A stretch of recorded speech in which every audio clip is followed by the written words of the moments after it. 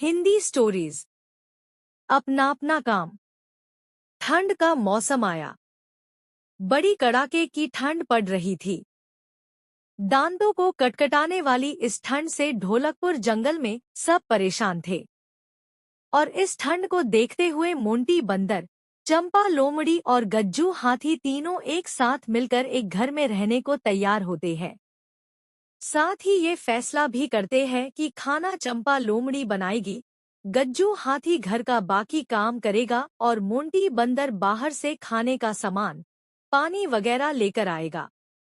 अब जैसा उन तीनों के बीच तय हुआ उसी के हिसाब से सब मिलकर काम करने लगे और खुशी खुशी साथ रहकर ठंड का मजा उठाने लगे। समय से पहले गज्जू हाथी घर का पूरा काम खत्म कर देता। मोंटी बंदर शाम होने से पहले ही खाने पीने का सामान बाजार से ले आता और चंपा लोमड़ी बहुत प्यार से स्वादिष्ट खाना बनाकर सबके लिए पहले से तैयार करके रखती। तो इस तरह से तीनों दोस्त आपस में मिलजुल कर हंसी खुशी रहने लगे। लेकिन इधर इन तीनों को इतने अच्छे से ठंड बिताते हुए देखकर ब्लैकी कॉय को बहुत खराब लग रहा था। वो अपने मन में सोच रहा था कि एक वो है जो इतनी ठंड में बिल्कुल अकेला है, उसके पास खाने को भी कुछ नहीं है, और दूसरी तरफ ये तीनों है, कितना मजा कर रहे। तभी ब्लैकी कौआ सोचता है कि क्यों ना इन तीनों को अलग कर दिया जाए। तभी ब्लैकी कॉय को मोंटी बंदर आते हुए दिखाई देता है। वो मोंटी बंदर से कहता है, अरे मोंटी बंदर, इतनी ठंड में तुम कहाँ सामान लेने जा रहे हो? चंपा लोमड़ी और गज्जू हाथी को देखो, वो दोनों तो बाहर नहीं निकलते। तुमको उन लोगों ने नौकर समझ लिया है, क्या तुम उनके नौकर हो?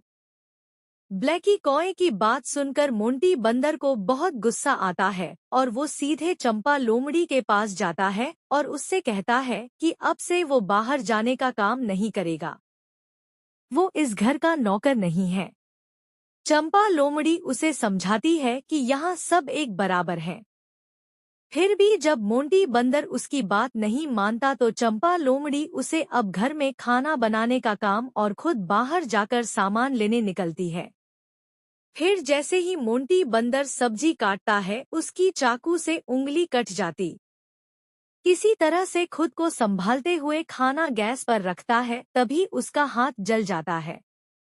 मोंटी बंदर के साथ ये सब होने पर वो जोर जोर से रोने लगता है, जिसे सुन गज्जू हाथी और चंपा लोमड़ी पहुंचते हैं और देखते ही सारा सामान इधर-उधर फैला हुआ है और मोंटी बंदर अपना हाथ पकड़कर रो रहा। फिर चंपा लोमड़ी उसके पास जाती है और उससे कहती है, मोंटी बंदर, घर का काम करने में कोई नौकर नहीं हो जाता, जो जिसको आता है उसे वो काम अच्छे से करना चाहिए। चंपा लोमड़ी की बात सुनकर मोंटी बंदर कहता है, हाँ चंपा लोमड़ी, मुझे माफ कर दो, मैं ब्लैकी कॉय की बातों में आ गया था। फिर चंपा लोमड़ी झट से बढ़िया बढ़िया स्वादिष्ट खाना बनाती है, जिसे मिलकर सब खाते हैं।